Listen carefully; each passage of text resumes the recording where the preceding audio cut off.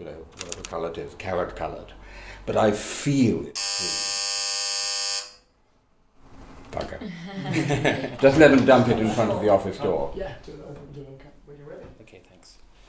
So Timothy Garton Ash, when we first met, I think in 1989, you were chronicling the end of the Cold War and its immediate aftermath, and there was a moment of great excitement, and here we are in 2018, and things are dramatically different, as one would expect. Did you have a sense of the trajectory that would follow? The fall of the Berlin Wall, the end of communism, was one of the most extraordinary events in history altogether. A nuclear-armed totalitarian empire softly and suddenly vanishes away without a shot fired in anger. For all the optimism of that moment, if you had told me that what would follow would be 30 years in which country after country in Europe became a liberal democracy, joined NATO, joined the EU, I wouldn't have believed it. The sense of the tragic was very much there. I thought Eastern Europe might well revert to its old pre-1939 form of nationalisms and xenophobia and conflict. So that's the first thing to say. We've had an amazing 30 years. What we're experiencing now is the counter-revolution after 30 years of liberal revolution. A lot of the nativist movements, a lot of the surprise elements in the landscape we're discussing have had to do with culture and identity. Do you think liberals didn't pay sufficient attention to culture and identity?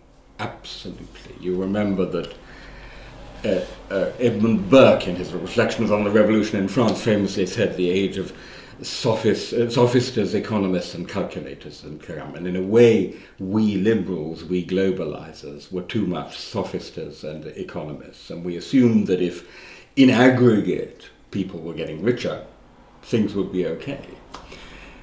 Human beings are not like that. They have many other needs. They have emotional needs, they have identity needs, they have cultural needs.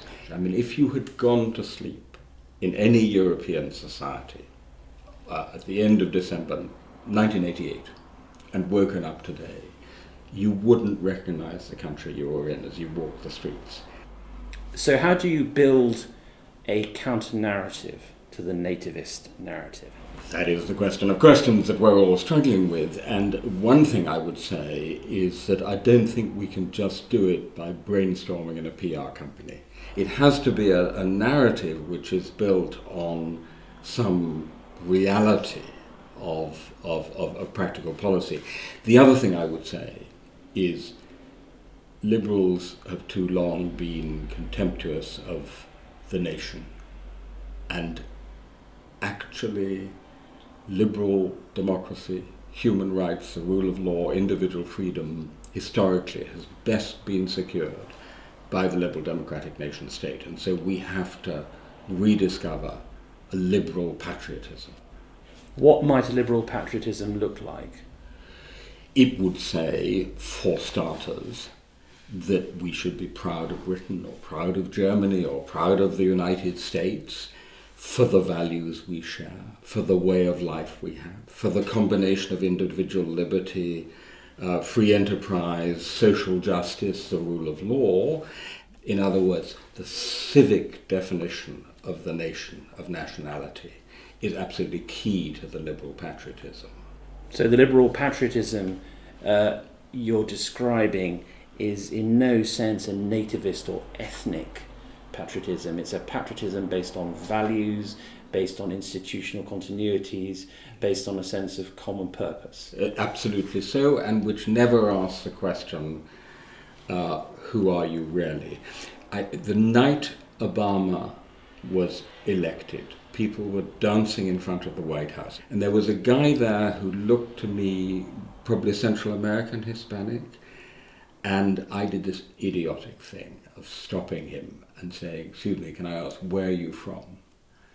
And there was this pause, and then he said, "I'm from my mother," and went back to dancing. And I thought that was such a great answer.